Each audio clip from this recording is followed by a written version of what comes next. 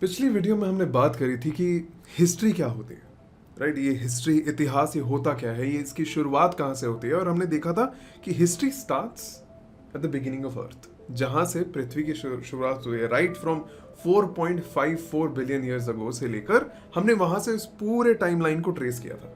और फिर उस टाइमलाइन को ट्रेस करते हुए different different eras, different different periods, epochs, इन सारी चीज़ों को ट्रेस करते हुए हम लास्ट वीडियो में आ गए थे टिल 7 मिलियन ईयर्स अगो। और उसको हमने एक लैंडमार्क टाइमलाइन के हिसाब से लिया था, बिकॉज उस पॉइंट ऑफ टाइम पे मुझे एक फॉसिल, एक जीवाश्म मिला जिसका नाम हमने दिया है सहेलांथ्रोपस। ये जो फॉसिल है, इसने हमको ये दर्शा दिया कि जो ह्यूमंस हैं और जो चिंपैंजीज हैं, इनका जो विभाजन हो जाता है डिफरेंट डिफरेंट एवोल्यूशनरी स्पीशीज में, उनका ये जो कॉमन एंसेस्टर है वो सहेलांथ्रोपस था। एंड इसीलिए आज की हमारी कहानी शुरू होगी इसी फॉसिल से। बट यहां से आगे जाते हुए मैं आपके दिमाग में एक चीज जरूर डालना चाहूंगा, वो ये है कि रिसोर्सेज जो होते हैं ना, रिसोर्सेज हमारी पूरी हिस्ट्री की स्टोरी को कंट्रोल करने वाला है। रिसोर्स क्या होता है? रिसोर्स कुछ भी हो सकता है। रिसोर्स आपके लिए खाना होगा, आपके लिए पानी हो सकता है, आपके लिए मिनरल रिसोर्सेज हो सकते हैं आगे जाके। जैसे कि हम अगर आज मॉडर्न टाइम्स की बात करें, एनर्जी रिसोर्सेज हो गए, मॉनेटरी रिसोर्सेज हो गए, आपके न्यूक्लियर रिसोर्सेज हो गए, ह्यूमन रिसोर्सेज हो गए। All of this will determine who is the most powerful in the arena. And ये जो रिसोर्सेज की बात है वो बिल्कुल शुरू हो जाती है हमारे जब से लाइफ शुरू होता है। एंड ये हमारे लिए इतना इंपॉर्टेंट है रिसोर्सेज के बारे में जानना, बिकॉज पूरी की पूरी जो एवोल्यूशन होती है ना, ये जो ह्यूमंस, चिंपैंजीज और कोई भी स्पीशीज ले लो, किसी भी एवोल्यूशनरी स्टेप की बात कर लो, ये जो हमने चार्ल्स डार्विन की जो नेचुरल सिलेक्शन थ्योरी के बारे में पढ़ा था, सब कुछ लास्टली रिसोर्सेज के ऊपर ही आके रुकता है। तो हमारी आज की जो स्टोरी है वो इन दोनों चीजों पे टिकी है। एक, ये जो कॉमन फॉसिल मिला था हमें सहेलांथ्रोपस का, और दूसरा द स्ट्रगल फॉर रिसोर्सेज।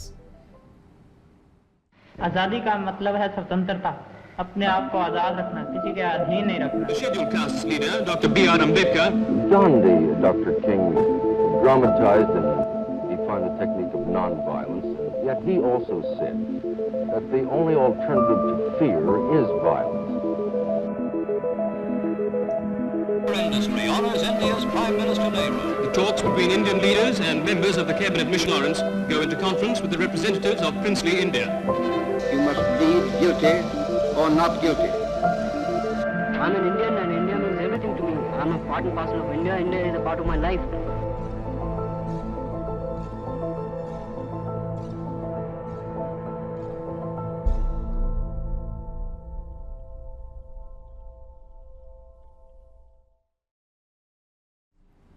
सो अब रिसोर्सेज की अगर हम बात करें, the reason why I told you about why resources are important is because ये जो नेचुरल सिलेक्शन है वो होता क्या चीज नेचुरली सिलेक्ट हो रही है? Survival of the fittest, right. It is about the survival of the fittest. और ये सर्वाइवल होगा कैसे, लोग जिएंगे कैसे? अगर उनके पास रिसोर्सेज होंगे। एंड दिस इज वाई ये जो ह्यूमन एवोल्यूशन हम देखेंगे सहेलांथ्रोपस के उस फॉसिल से, वो इस रिसोर्स के पाने के स्ट्रगल के ऊपर डिपेंड करेगा। बिकॉज देखो, evolution at the end of the day is selection of genes. अगर आप कायदन अगर देखा जाए, आप आज पूरे वर्ल्ड में जितने भी 8 बिलियन लोग मौजूद हैं वो सबके सब होमोसेपियंस हैं, राइट। हम सबके सब होमोसेपियंस हैं, येट हमें इतनी सारी जेनेटिक डिफरेंसेस हैं। और वो जेनेटिक डिफरेंसेस ही उस सिलेक्शन का नतीजा बनती है, राइट। वो जो सिलेक्शन, हमारा जो नेचुरल सिलेक्शन प्रोसेस होके आएगा, वो इस रिसोर्स और इस जेनेटिक डिफरेंस के माध्यम से होता है। Now let's put all of this into context. क्या हो रहा था अराउंड बिगिनिंग ऑफ अर्थ की हमने बात करी थी, और हमने बात करा था किस तरह एक साइनोबैक्टीरिया ने एक नया रिसोर्स पा लिया बाय यूजिंग सनलाइट, राइट। यही बोला था हमने। और उस सनलाइट को इस्तेमाल करते हुए, फोटोसिंथेसिस को बरकरार रखते हुए, उन्होंने पूरा एटमॉस्फेयर ही चेंज कर दिया। आगे जाके और डिफरेंट एवोल्यूशनरी चेंज हुई और रिसोर्सेज पाने की डिफरेंट पद्धतियां आई। कोई जानवर बहुत बड़ा हो गया, किसी ने पानी से छलांग मार के वो जमीन पे आ गए, कोई पेड़ पे चढ़ने लगे, all because they wanted resources. Same thing happens by the time we start reaching हमारा ह्यूमन वाला स्टेज। अब ये जो सहेलांथ्रोपस का जो हमारा फॉसिल हमको मिलता है वो हमको दर्शाता है कि किसी एक टाइम पीरियड पे क्या हुआ होगा। इतने सारे जो वहां पे डिफरेंट प्राइमेट्स की स्पीशीज थी, बंदरों की जो स्पीशीज वहां पे घूम रही थी, उसमें से एक बंदर की स्पीशीज होगी जिसने किसी ना किसी तरह एक पत्थर का इस्तेमाल किया होगा एक बड़े से नट को तोड़ने के लिए। जैसे मान लो एक बहुत बड़ा अखरोट जैसा एक नट है, उसने पत्थर को मारा और उसने तोड़ दिया, और अचानक से उसको तोड़ने के बाद उसने एक सीख ले ली कि अगर मैं इस चीज को तोड़ सकता हूं तो मुझे इसमें से खाना मिलेगा। अब मान लीजिए बाकी जितने भी वहां पे प्राइमेट्स मौजूद हैं, जितने भी बंदर वहां पे मौजूद हैं, वो सभी के सभी बंदर नॉर्मल तरीके से अपना खाना खोज रहे हैं। कोई जानवर खा रहा है, कोई रूट्स को खोद रहा है, कोई पेड़ पे चढ़ के खा रहा है, बट ये जो अकेला जो एक प्राइमेट स्पीशीज है, इसको वो सब कुछ तो करना पड़ रहा है, उसके साथ तो खाना मिल ही रहा है, बट इनको एक्स्ट्रा खाना मिल रहा है बिकॉज वो अखरोट को तोड़ पा रहे हैं। उनके पास वो पद्धति आ गई है, वो आइडिया आ गया है कि वो उस पत्थर को तोड़ के एक तरीके से रिसोर्स को पा सकते हैं। अब क्या होगा, इनके पास रिसोर्सेज ज्यादा है वर्सेस दूसरे जो हमारे प्राइमेट्स हैं उनसे, एंड बिकॉज इनके पास अब रिसोर्सेज ज्यादा है, ये लोग ज्यादा रिप्रोडक्शन करेंगे, इनकी पॉपुलेशन और ज्यादा बढ़ेगी। इनकी पॉपुलेशन जितनी ज्यादा बढ़ेगी वो अपने आने वाली पीढ़ी को बताते रहेंगे कि इसको पत्थर का इस्तेमाल करो, पत्थर से तोड़ो, और पत्थर से तोड़ने के बाद आप इस अखरोट को खा सकते हो। और वो जो हमारी दूसरी स्पीशीज है जिनको ये पत्थर का इस्तेमाल नहीं आता है, अब वो उसी रिसोर्स के लिए कंपटीशन पे है इनके साथ, बट इनकी बिकॉज पॉपुलेशन बढ़ती जा रही है, ये रिसोर्स और ज्यादा कंज्यूम करेंगे बिकॉज पॉपुलेशन और बढ़ती जा रही है, और धीरे धीरे इन लोगों के लिए रिसोर्सेज कम हो जाएंगी। एंड इसी वजह से क्या होगा, हमारा जो ये प्राइमेट स्पीशीज है जिसको पहली बार रिसोर्स निकालना आ गया, वो और फलने फूलने लग जाएगी। एंड यहीं से वो विभाजन शुरू होता है, जहां पे हम कहते हैं कि ये जो सहेलांथ्रोपस का फॉसिल हमको मिला था चैड अफ्रीका से, चैड एक कंट्री है right in the middle of Africa, कि वहां से ये रिसोर्स का विभाजन हुआ, और जिसकी वजह से एक जो चिंपैंजीज की स्पीशीज थी वो चिंपैंजीज की स्पीशीज में ही चली गई, और दूसरी जो दूसरी स्पीशीज आती है वो होमिनिड्स या होमिनिड्स की स्पीशीज की तरफ बढ़ने लगी। अब यहां पे भी जो हमारी ब्रेन कैपेसिटी की बात कर रहे हैं, बिकॉज ये एक वर्ड है जो आपको ह्यूमन एवोल्यूशन में बहुत बार मिलेगा कि ह्यूमंस की brain capacity around 1400 CC cubic centimetres होती है। इस टाइम पीरियड पे जो हमारी ब्रेन्स की कैपेसिटी है which is almost only 30% of that brain capacity, but in लोगों को चीजें समझ में आ रही है। ये जो हमारी होमिनिड स्पीशीज है, इनको अब पता चल रहा है कि मैं रिसोर्सेज और कलेक्ट कर सकता हूं। तो अब आप सोच सकते हो कि अब ये लोग थोड़ी सिर्फ एक अखरोट को एक पत्थर से तोड़ने में रुकेंगे, नहीं ना, वो तो और नए नए टूल्स डेवलप करने की कोशिश करेंगे। अब जैसे जैसे टूल्स डेवलप करेंगे, और ये ऐसा नहीं है कि मैंने पत्थर से टूल तोड़ के एक नया टूल बना दिया और कल मैंने एक दूसरा टूल बना दिया, परसों दूसरा, नहीं, this is happening through a long period of time. Geological time scale जिसकी हमने बात करी थी पिछले वीडियो के अंदर, हमने देखा था कि एवोल्यूशन दोनों तरीके से होता है, एक टाइम के साथ चलता है और दूसरा लोकेशन के हिसाब से चलता है, राइट। तो यहां पे 7 मिलियन ईयर्स अगो की बात हो रही है, 70 लाख साल पहले। तो उस 70 लाख साल से जब हम 42 लाख ईयर्स पे आएंगे, 4.2 मिलियन ईयर्स अगो पे आएंगे, वहां पे आप देखेंगे कि ये जो हमारी स्पीशीज थी जिन्होंने पहली बार इस रिसोर्स को तोड़ने की कोशिश करी थी और इस रिसोर्स को पाने की कोशिश करी थी, वो अब धीरे धीरे और डेवलप होते होते एक कंप्लीटली नई स्पीशीज में इवॉल्व हो गई है, और इस स्पीशीज का नाम है ऑस्ट्रेलोपिथेसीन्स या ऑस्ट्रेलोपिथेकस। और बॉस, यहीं से हमारी जो होमो सेपियंस वाली जर्नी है ना, वो शुरू होती है। अब ये जो ऑस्ट्रेलोपिथेकस थे, ऑस्ट्रेलोपिथेकस थोड़े और कॉम्प्लेक्स टूल्स बना रहे थे। वो अब ऐसा नहीं है कि वो लोग अब भाले, तीर, तलवार, नहीं, अभी भी हम बात कर रहे हैं कि किस तरह इन लोगों को छोटे पत्थर को छोटी चीजों का इस्तेमाल करने के लिए, बड़े पत्थरों वाली चीजों के लिए इस्तेमाल करने के लिए, डंडों का इस्तेमाल करना, ये सारी चीजें ये कर पा रहे थे। अब यहां पे भी एवोल्यूशन एक नया टर्न लेने वाली है, बिकॉज क्या हो रहा है, दो स्पीशीज यहां से आगे निकलने वाली हैं ऑस्ट्रेलोपिथेकस से। एक स्पीशीज जो है वो ना अपना जबड़ा और इवॉल्व करने वाली है। क्यों? बिकॉज ये जो स्पीशीज थी, इन्होंने देखा कि जो हमारे हार्ड नट्स होते हैं और जो रूट्स होते हैं, उनको चबाने के लिए, उनको डाइजेस्ट करने के लिए मुझे बहुत ज़्यादा चबाना पड़ता है, राइट? बहुत बार मुझे मुंह में रखना पड़ता है किसी चीज़ को तोड़ने के लिए, उसको खाने के लिए। तो ये लोग क्या कर रहे हैं, इन्होंने अपना जो जबड़ा है उसको थ्रू एवोल्यूशन और डेवलप किया। अब ये कोई इनकी अपनी चॉइस नहीं थी। जैसे मैंने नेचुरल सिलेक्शन की सबसे पहले बारे में बात की, वही सेम नेचुरल सिलेक्शन हो रहा है कि इनका जबड़ा जैसे जैसे स्ट्रॉन्ग बनता जा रहा है, वो उन रिसोर्सेस को और ज़्यादा कंज्यूम कर पा रहे हैं। तो एक जो स्पीशीज बन रही है जिनका जबड़ा स्ट्रॉन्ग हो रहा है, इनको नाम दिया जाता है पैरांथ्रोपस। ये पैरांथ्रोपस जो होते हैं, इसका प्रॉपर अगर ट्रांसलेशन देखोगे तो उसको हम नट क्रैकर मैन कहते हैं।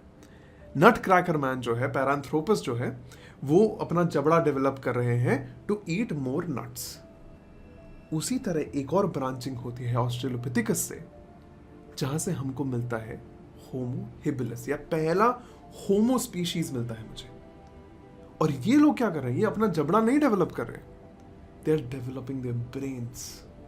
वो अपनी टूल मेकिंग क्षमता को और बढ़ाने की कोशिश कर रहे हैं। क्यों? बिकॉज इनको पता चल रहा है कि अगर मैं एक रूट खाऊं या एक फल खाऊं या नट्स खाऊं, वर्सेस अगर मैं कल शिकार करूं एक खरगोश का या एक बंदर का और फिर उसका मीट खाऊं, तो मुझे ज्यादा रिसोर्सेज मुझे यहां से मिलेंगे, राइट? ज्यादा रिसोर्सेज मुझे वहां से मिलेंगे वर्सेस उससे। एंड इसकी वजह से अब ये लोग इन चीज़ों को पकड़ने के लिए और कंज्यूम करने के लिए अपना ब्रेन और डेवलप कर रहे हैं, टूल्स को डेवलप करने के लिए अपना ब्रेन और डेवलप कर रहे हैं। और इस डेवलपमेंट के साथ साथ क्या हो रहा है, they are becoming much more adapted to tools making. Tools को बनाने के लिए और ज़्यादा अडेप्ट हो रहे हैं।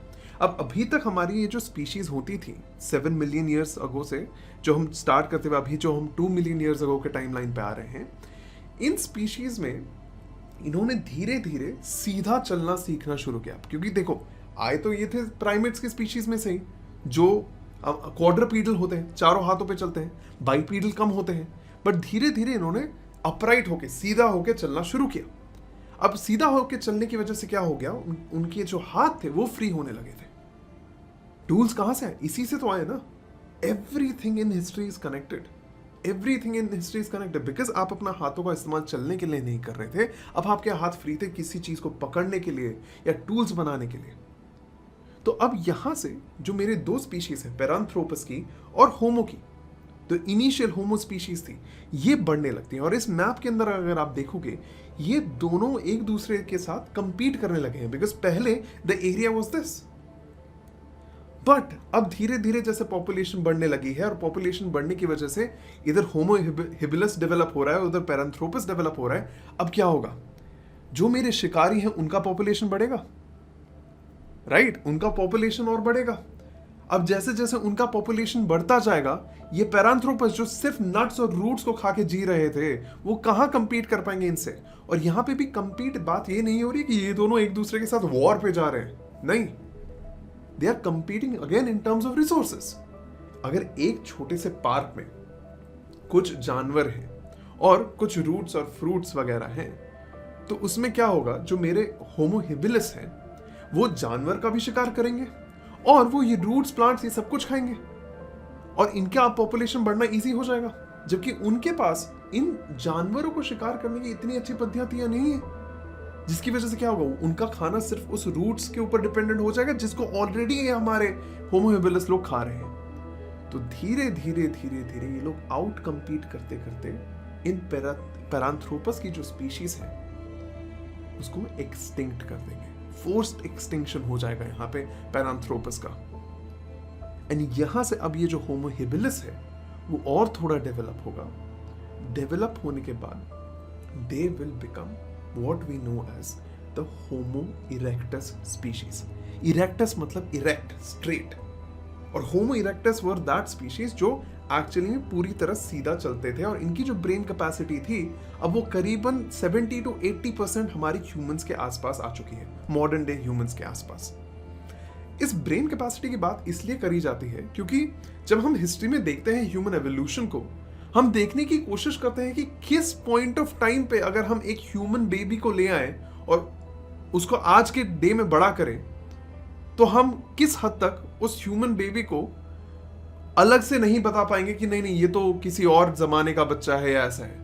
So that is why we talk about the human brain development, because after a point जहां पे होमो सेपियंस मिलेंगे मुझे, वहां से फिर वो डिफरेंशिएशन नहीं रहेगा बिटवीन चाहे वो 2 मिलियन ईयर्स अगो पहले का हो या आज का बच्चा हो, right. So now moving forward from there, अच्छा आप लोगों ने अपनी हिस्ट्री के अंदर एक डिफरेंशिएशन पढ़ा होगा of palaeolithic history, mesolithic history and neolithic history. Palaeolithic history जो है ना, वो इस टाइम पीरियड की बात करी जाती है फ्रॉम 2.5 मिलियन ईयर्स अगो से लेकर 10,000 ईयर्स तक का.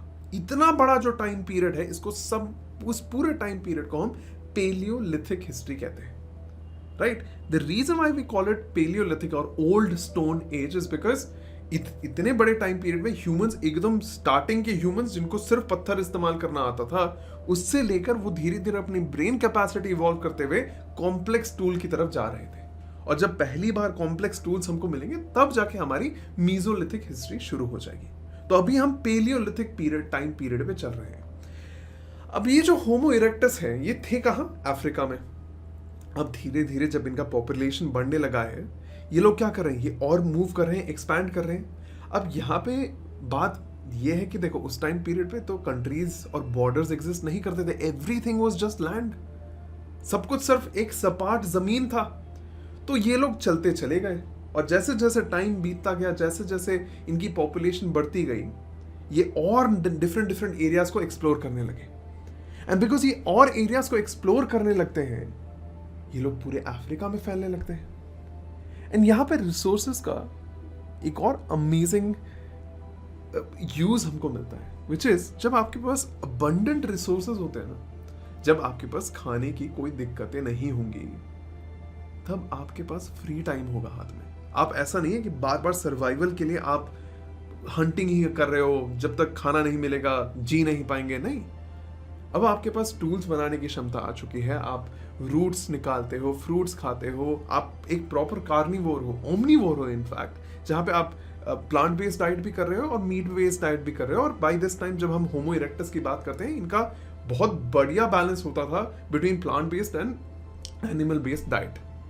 तो इस टाइम पीरियड में जब आप सब लोग मिलके बहुत सारा खाना खा रहे हैं, बिकॉज एक और चीज जो मैंने यहाँ पे बात नहीं करी है, वो है कम्युनिटी लिविंग की, जिसको हम आगे डील करेंगे जब हम सिविलाइजेशन की बात करेंगे. बट अभी के लिए let's just think about this amazing fact.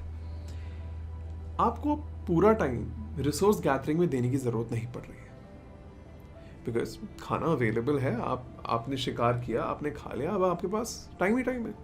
अब उस टाइम पीरियड के लोग आपकी तरह यूपीएससी की प्रिपरेशन तो कर नहीं रहे थे, तो करते क्या फिर?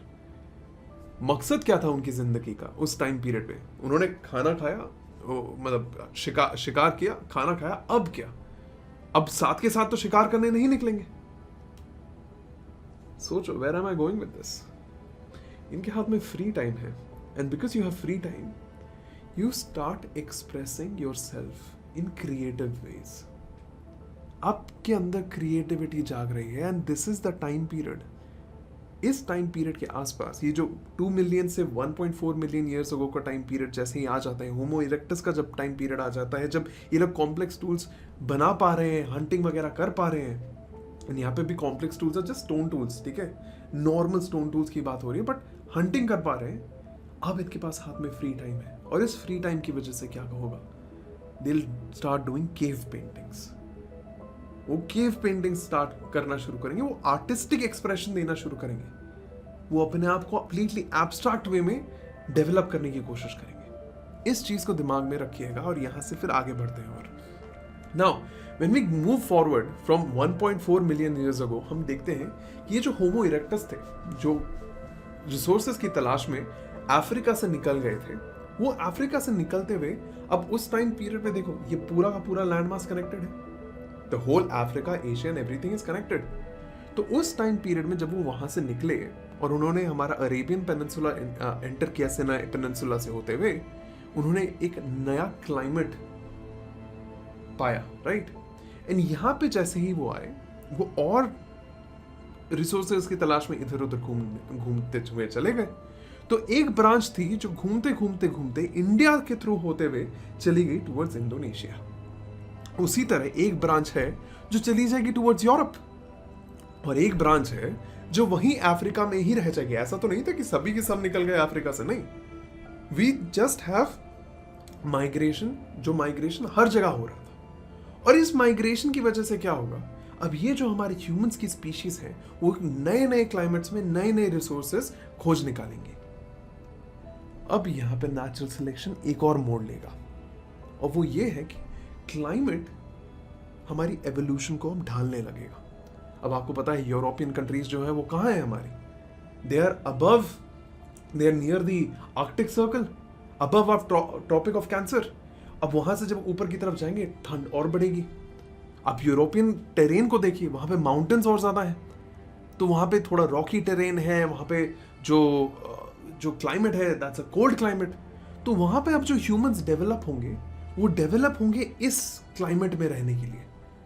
वो थोड़े और बड़े हो जाएंगे, उनके बॉडी में फैट स्टोरेज और ज्यादा बन जाएगा, वो थोड़े और टॉल हो जाएंगे, उनके आर्म्स की स्ट्रेंथ और बढ़ेगी, बिकॉज क्लाइमेट चेंज हो रहा है। They have to climb different hills, they have to conserve heat in their body.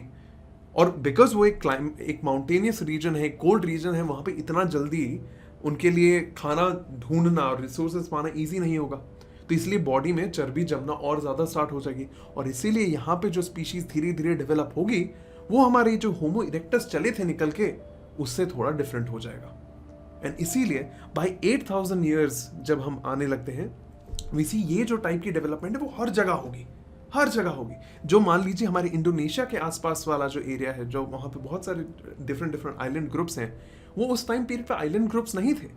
उस टाइम पीरियड पे जो पानी का स्तर था वो अभी के स्तर के हिसाब से और नीचे था, बिकॉज अभी अभी हमारा लास्ट आइस एज गया था। अब I am not going into the details of the ice age, because फिर वहाँ पे फिर वो ज्योग्राफी की क्लास हो जाएगी। बट आइस एज अभी अभी आइस एज हुआ है, अभी अभी मेल्टिंग शुरू हुई है, तो ये सारा लैंड फॉर्म्स अभी कनेक्टेड है। इनफैक्ट वहाँ पे जो हमारा साइबेरिया और जो अलास्का का जो ब्रिज है रशिया और यूएस का, that is also connected at that point, और ये बहुत इंपॉर्टेंट रोल प्ले करने वाला है हमारी स्टोरी के अंदर। बट कंटिन्यूइंग यहाँ पे जो इनको क्लाइमेट मिलेगा इंडोनेशिया के अंदर वो थोड़ा डिफरेंट होगा वर्सेस जो यूरोप में क्लाइमेट है। तो यहाँ पे भी जो ह्यूमंस होंगे उनका डेवलपमेंट थोड़ा अलग होगा।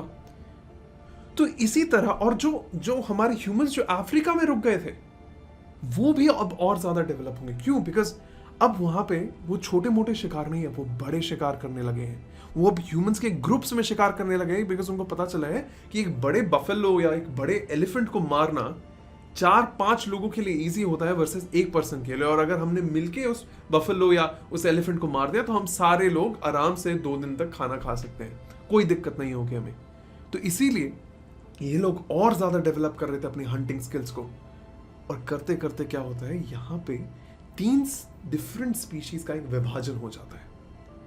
जो स्पीशीज हमारे यहाँ अफ्रीका में रुक गई थी, जो होमो इरेक्टस की स्पीशीज जो अफ्रीका में रुक जाती है, that species becomes homo sapiens. जो स्पीशीज उधर नेदरलैंड्स चली गई, जो हमारे यूरोप में चली गई थी, वो हमारी होमो इरेक्टस की स्पीशीज बन जाती है निएंडरथल्स। और जो स्पीशीज यहाँ आ गई थी होमो इरेक्टस की, हम इसको लेटर होमो इरेक्टस होमोनेंस या होमो फ्लोरिएंसिस भी कहते हैं, ये यहाँ पे बनेंगे। इनको कभी कभी द पेकिंग मैन भी कहा जाता है, which comes in the south Asia region. तो इन तीनों एरियाज में, और सिर्फ यही 3 डिस्टिंक्ट स्पीशीज हैं, इसका मतलब ये नहीं कि और कोई इंटरमिंगलिंग नहीं हो रही है, नहीं हो रहा और क्लियर का डिवीजन आ गया, नहीं। कुछ होमो सेपियंस हैं जो उधर निएंडरथल्स के एरियाज में पहुंच रहे हैं। वो जो हमारा मिडिल ईस्ट वाला एरिया जो आपको दिख रहा है, वहां पे ये लोग पहुंच रहे हैं, एंड वहां पे थोड़े बहुत निएंडरथल्स भी हैं। उसी तरह कुछ होमो सेपियंस की स्पीशीज इधर भी पहुंच रही है। होमो सेपियंस की स्पीशीज हमारे ईस्टर्न एशिया की तरफ भी जा रही है, और वहां पे उनको ये जो लेटर होमो इरेक्टस है वो भी मिल रहे हैं। तो ऐसा करते करते क्या होगा, एक क्लैश होना शुरू होगा। जो याद है, जो हमने पैरांथ्रोपस और जो हमारी जो क्लैश थी जिसकी बात कर रहे थे बिटवीन पैरांथ्रोपस एंड होमो हेबिलिस, वो जो क्लैश हुआ था जहां पे हमारे होमो हेबिलिस और आगे जीत गए थे उस क्लैश को, उसी तरह यहाँ पे एक क्लैश शुरू होगा between Homo sapiens, Neanderthals and or Homo erectus. And यहाँ पे ये जो क्लैश है, ये अगेन लाइक आई सेड, ये कोई वॉर नहीं हो रही है। हाँ, शायद हो सकता है वो एक गुट दूसरे गुट से लड़ रहा हो, बट इनके बीच में कुछ इंटरब्रीडिंग भी हो रही है। Because one of the coolest things that I tell you right now is, अगर आप अफ्रीका के बाहर मैक्सिमम लोगों को अगर आप डीएनए टेस्ट करोगे तो उन सब में आपको निएंडरथल डीएनए मिलेगा, जो बेसिकली ये दर्शाता है कि कहीं ना कहीं किसी ना किसी पॉइंट पे होमो सेपियंस और निएंडरथल्स की इंटरब्रीडिंग हुई होगी। That must have happened, right? Now homo sapiens जो थे हमारे, बढ़िया रिसोर्स गैदरर्स थे, बढ़िया हंटर्स थे, और इनकी कैपेबिलिटी, ब्रेन कैपेसिटी, टूल्स बनाने की क्षमता बहुत बेटर थी। तो वही रिसोर्स का कंपटीशन शुरू होगा, और धीरे धीरे as we come down from 8 lakh years से लेकर जब हम 1 लाख ईयर्स के आसपास आ रहे हैं, हम पाते हैं कि ये जो होमो सेपियंस है, ये जो अपना जो तरीका है ना of hunting, gathering and getting resources, ये अब अफ्रीका से निकल के अब बाकी एरियाज को कॉन्कर करने की कोशिश करेंगे। और इस कोशिश में ये जो स्ट्रगल शुरू होगा, ये struggle will not have a very good result for Neanderthals and other human species, because ये जो होमो सेपियंस जो निकले थे, अब वो धीरे धीरे इस पूरे एरिया के अंदर फैलना शुरू करेंगे। And again the whole idea is about resources. Homo sapiens जो है वो बस बेटर है, उनके पास बेटर ब्रेन कैपेसिटी है, बेटर आइडियाज हैं, बेटर टूल मेकिंग कैपेबिलिटी है, इसीलिए वो और ज्यादा बेटर सर्वाइव कर पा रहे हैं, जिसकी वजह से उनकी पॉपुलेशन और ज्यादा बढ़ रही है, जिसकी वजह से ये निएंडरथल्स और ये हमारे होमो फ्लोरियंसिस इनके टक्कर में नहीं आ रहे। एंड दैट इज वाई जब हम 1 लाख ईयर्स से 60,000 ईयर्स और 60,000 ईयर्स से 30,000 ईयर्स के आसपास आ रहे हैं, हम देखते हैं कि धीरे धीरे कंपटीशन के साथ बाय दिस पीरियड 30,000 ईयर्स के बाद हमको निएंडरथल्स और डिफरेंट ये जो हमारे होमो फ्लोरियंसिस है, इन लोगों के अवशेष मिलना, जीवाश्म मिलना बंद हो जाते हैं, जो बेसिकली यही दर्शाता है कि by this time period Homo sapiens पूरी तरह छा चुके हैं हमारे पूरे वर्ल्ड के अंदर। They have become the most successful homo species, सबसे सक्सेसफुल होमो स्पीशीज वो बन चुके हैं, राइट? तो अब यहां से कहानी कहां जाएगी, आप खुद सोचो। अब एवोल्यूशन इस तरीके से हुआ है कि जो सबसे बेटर अपना ब्रेन्स का इस्तेमाल कर सकता था, जो सबसे बेटर अपने टूल्स बना सकता था, वही जीता इस पूरे कंपटीशन में, वही जीता। अब यहां से स्टोरी जाएगी इस होमो सेपियन के डेवलपमेंट के बारे में। बिकॉज देखो, उस टाइम पे जैसे मैंने आपको बताया, वो जो लैंड मास है बिटवीन अमेरिका एंड रशिया, वो कनेक्टेड है, एंड बिकॉज इट्स कनेक्टेड, ये होमो सेपियंस की स्पीशीज माइग्रेट करते हुए पूरे अमेरिका के अंदर घुस जाएगी। बिकॉज आपको ये सोचना पड़ेगा, जब भी आप हिस्ट्री पढ़ते हो, always think about, try to trace back कि अभी तो अमेरिका और ये हमारा जो सदर्न अमेरिका है, नॉर्दर्न अमेरिका है, ये अभी तो कनेक्टेड है ही नहीं, तो फिर ह्यूमंस उस टाइम पे पहुंचे कैसे? बोट तो बना नहीं रहे थे उस टाइम पे, है कि नहीं? तो पहुंचे कैसे? Because the land was connected back then, वहां पे वाटर लेवल्स कम थे। एंड अब come back to the same idea that I told you about resources, resource management and then having free time. हाथ में जब आपके पास इतनी रिसोर्सेज हैं कि आपको 24 घंटा हंटिंग गैदरिंग के बारे में नहीं सोचना पड़ रहा है, आप क्या कर रहे हो? अपने आर्ट का एक्सप्रेशन लेके आ रहे हो, आपको केव पेंटिंग्स मिल रही है। And this is the brilliant thing about cave paintings. देखो, उस टाइम पीरियड पे ना ही इंटरनेट था, ना ही फोन था, ना ही कोई कम्युनिकेशन था, एंड येट उसी सेम टाइम पीरियड पे 60,000 ईयर्स के आसपास मुझे केव पेंटिंग्स हर जगह से मिलती हैं। यूरोप में मुझे केव, स्पेन में मुझे केव पेंटिंग्स मिलती हैं, मुझे इजराइल के वहां पे केव पेंटिंग्स मिलती है, मुझे उसी सिमिलर केव पेंटिंग्स मुझे मिलती हैं अफ्रीका में। कैसी केव पेंटिंग्स? हैंड प्रिंट्स की केव पेंटिंग्स। हैंड का प्रिंट है, उसके ऊपर पेंट से उस प्रिंट को बनाया गया है, और ये मुझे हर जगह मिल रही हैं। मुझे केव पेंटिंग्स मिल रही हैं of different animals, cave paintings मिल रही हैं of people. So which means that ये जो डेवलपमेंट हो रहा है, this is an overall development. ये जो एब्स्ट्रैक्ट थिंकिंग का डेवलपमेंट है, ये एक ओवरऑल डेवलपमेंट है। इसी ओवरऑल डेवलपमेंट का सबसे बड़ा एग्जांपल क्या है पता है? कि जितनी भी पॉपुलेशन है वो सब अपने हिसाब से डेवलप होती जा रही है। कोई भी चीज एक जगह से शुरू की दूसरी जगह नहीं पहुंच रही थी उस टाइम पीरियड पे। सब अपने अपने टूल्स डेवलप कर रहे हैं, सब अपने क्लाइमेट से लड़ने के लिए अपने आप को डेवलप कर रहे हैं। तो at that point one of the biggest thing that happens is, ये जो 13,000 ईयर्स से लेकर जब हम 10,000 ईयर्स अगो के मार्क पे आते हैं, we start seeing evidence of agriculture. हमको एग्रीकल्चर का एविडेंस मिलता है। अब एग्रीकल्चर क्या है? Agriculture is the idea of domesticating a plant. आपने एक प्लांट को पालतू बना दिया है। मतलब कि आप उसको जिस तरह उगाना चाहते हो, जहां पे उगाना चाहते हो, आप उगा रहे हो, अपनी इच्छा से उगा रहे हो टू कंज्यूम इट लेटर, है कि नहीं? अब इसी सोच को अगर हम थोड़ा और आगे लेके जाएं और थोड़ा एनालाइज करने की कोशिश करें कि बॉस एग्रीकल्चर शुरू कहां से हुआ था। ऐसा तो नहीं कि अचानक से दिमाग में बत्ती जली और बोला कि यार मैं आज तो ये जो सीड जो मैं इतने दिनों से खा रहा था, मैं आज इसको यहीं प्लांट कर दूंगा और प्लांट करने के बाद मैं इस सीड का पेड़ बना दूंगा। नहीं, that's not how agriculture started. Agriculture was also a coincidence. जैसे नेचुरल सिलेक्शन, ये जो पूरा का पूरा एवोल्यूशन जो है हम देखते आ रहे हैं, इज अ कोइंसिडेंस प्रोसेस की जो चीज मुझे ज्यादा रिसोर्स दे रही है उसी का पॉपुलेशन बढ़ रहा है, उसी का एवोल्यूशन हो रहा है। Same thing happened with agriculture. I mean I can paint you the scenario. मैं आपको एक एग्जांपल के साथ बता सकता हूं कि हाउ एग्रीकल्चर बेसिकली बिगैन। क्या हुआ होगा, मान लीजिए आप एक दूर दराज के फॉरेस्ट में जा रहे थे और उस फॉरेस्ट में आप कुछ नट्स, कुछ सीड्स कलेक्ट कर रहे थे, खा रहे थे और आ रहे थे। कुछ फ्रूट्स वहां से कलेक्ट कर रहे थे, खा रहे थे और आ रहे थे। कहाँ आ रहे थे? ड्यूरिंग दिस टाइम पीरियड, जो हमारे 60,000 ईयर्स अगो के टाइम पीरियड से, specially not even just 60,000 years ago, अगर हम नियांडरथल्स के टाइम पीरियड पे भी चले जाएं, उस 1 लाख ईयर्स अगो के टाइम पीरियड पे भी जाएं, उस टाइम पीरियड पे ये लोग एक सेटलमेंट के अंदर रहने लगे थे, एक केव के अंदर रहने लगे थे।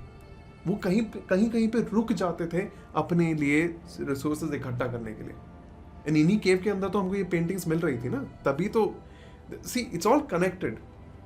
आपके हाथ में टाइम है, आपने अभी हंटिंग करी, उस मान लीजिए आपने एक एलिफेंट को किल किया या आपने एक बाइसन को किल किया और एक हिरन को किल किया, और फिर आप उसको पूरा का पूरा वहीं जहां पे किल किया वहां पे तो नहीं खा सकते थे, तो आप उसको एक केव के पास ले आए। इस केव में आप रह रहे हो, अब खा लिया आपने, अब साथ के साथ हंटिंग पे तो जाओगे नहीं, तो आपने केव पेंटिंग्स करी, है कि नहीं, और फिर वहां से आगे चले गए।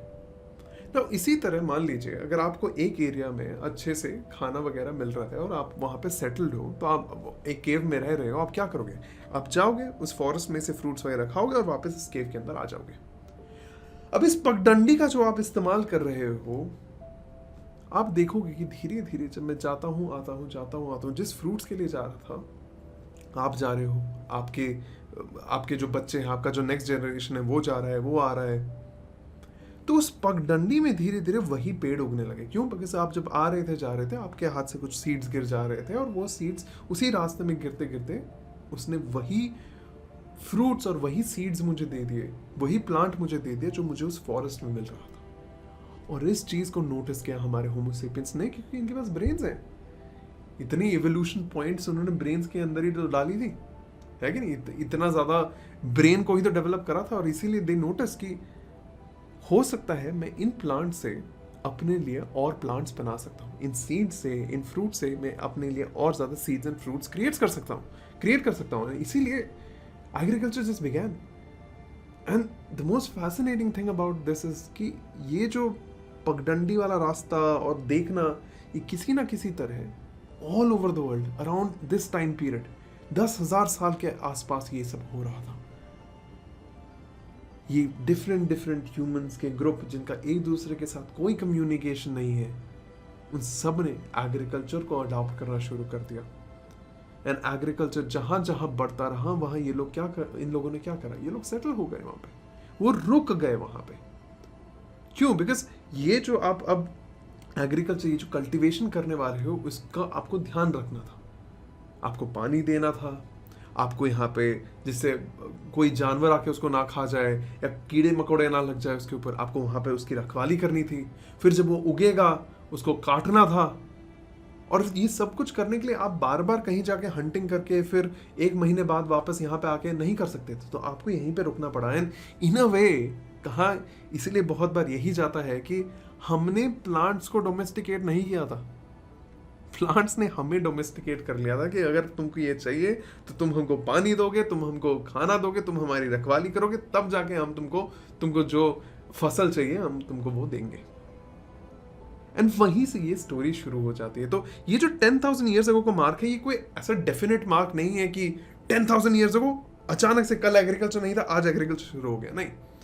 It happens gradually only. कहीं पे वो 16,000 साल के आसपास स्टार्ट हुआ, कहीं वो 8,000 साल के आसपास स्टार्ट हुआ, बट एग्रीकल्चर मोर और less started completely during this stage. और इसीलिए इसको हम उस ब्रेक पॉइंट पे लेके आते हैं जहां पे हम कहते हैं कि जो हमारी पेलियोलिथिक हिस्ट्री है वो खत्म होती है और मीजोलिथिक हिस्ट्री यहां से स्टार्ट हो जाती है।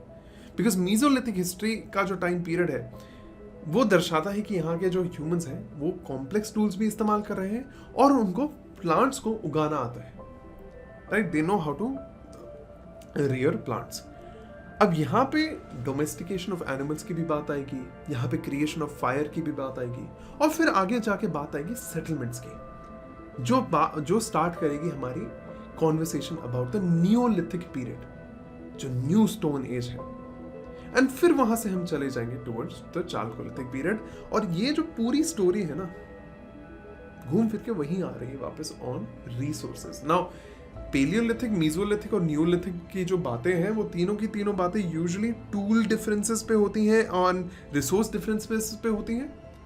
बट आप और मैं जब इस डिस्कशन को करेंगे हम थोड़ा और डेप्थ में जाके देख लेंगे कि why Neolithic was called Neolithic and why these were different, there were different demarcations। because हमने जब बात करी थी हमारे इस पूरे जियोलॉजिकल टाइम स्केल के बारे में, वहां पे भी हमने देखा था कि जब भी कोई एक्सटिंक्शन इवेंट हो रहा था या कोई बड़ा जियोलॉजिकल चेंज आ रहा था, तब एक नया पीरियड स्टार्ट हो रहा था। Same thing happens here also, कि वहां पे जैसे ही टूल्स हमारे कॉम्प्लेक्स बनने लगते हैं, हम हमारे पास जो पहले एक ही टूल था जो एक जनरल टूल के हिसाब से इस्तेमाल होता था, एक पत्थर होता था जिसको हम तोड़ने के लिए भी इस्तेमाल करते थे, फेंक के मारने के लिए भी वही इस्तेमाल कर रहे थे।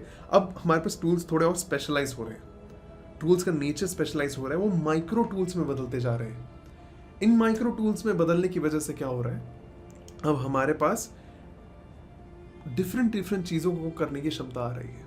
अब हमारे स्पेशली मीजोलिथिक टाइम पीरियड पे, when we go towards the mesolithic time period, हम पाते हैं कि हमारे पास माइक्रोलिथ्स आ रहे हैं। और इन माइक्रोलिथ का मतलब होता है छोटा पत्थर, यानी इनका जो साइज है वो अराउंड 1 to 8 सेंटीमीटर के आसपास है। इसको एरोज में डालने के लिए, जो हमारे तीर होते हैं, तीर का हेड बनाने के लिए उसके लिए इस्तेमाल किया जाता था, कभी कभी भालों में डालने के लिए उसके लिए इस्तेमाल किया जाता था, कभी कभी एक बड़े से वुडन लॉग में बहुत सारे ऐसे पत्थर जोड़ के हंटिंग करने के लिए या मारने के लिए उसका इस्तेमाल किया जाता था। तो यहाँ पे टूल्स थोड़े कॉम्प्लेक्स हो गए हैं और मीजोलिथिक टाइम पीरियड स्टार्ट हो गया है। And then we start talking about the neolithic time period, जहाँ पे एग्रीकल्चर प्रॉपरली स्टार्ट हो चुका है, जहाँ पे इन हमारी इतनी सारी होमोसेपियंस की कम्युनिटीज ने कलेक्टिवली डिसाइड कर लिया कि भाई हंटिंग गैदरिंग से बहुत बेटर है कि हम बैठ के कल्टीवेशन करें। कल्टीवेशन करने से क्या होगा, इफ वी डू कल्टीवेशन, मुझे खाने की कोई दिक्कत नहीं होगी और मैं अपने रिसोर्सेज के बारे में ध्यान रख पाऊंगा, right. And this is where civilisations and cultures will begin. जो संस्कृतियों की बात होती है, जैसे चालकोलिथिक संस्कृति है, या सभ्यताओं की बात होती है जैसे इंडस वैली सिविलाइजेशन या मेसोपोटामियन सिविलाइजेशन, वो शुरू होगी यहाँ से। उन सारी चीज़ों की बात करना शुरू करेंगे हम यहाँ से in the next class when we talk about what is a civilisation, ये सिविलाइजेशन होता क्या है। सो इन टुडेज क्लास हमने यही ट्रेस किया कि ये ह्यूमंस कहाँ से आए और ये ह्यूमन सिविलाइजेशन शुरू कहाँ से हुआ, और जो पूरी की पूरी स्टोरी थी, जो पूरा का पूरा जो हमारी ये कॉन्वर्सेशन था, उसका मेन जो कैरेक्टर था वो था रिसोर्सेज। और याद रखिएगा, इसी रिसोर्सेज को हम खींच के लेके चले जाएंगे in our ancient history, in our medieval history, in our modern history and even post modern history, जहां आज भी India is talking about resources. India is talking about its monetary resources, its human development resources, its energy resources. So the conversation will always evolve around resources, right? So again, Thank you so much for watching, and I will see you in the next video. Don't forget to like, share, and subscribe.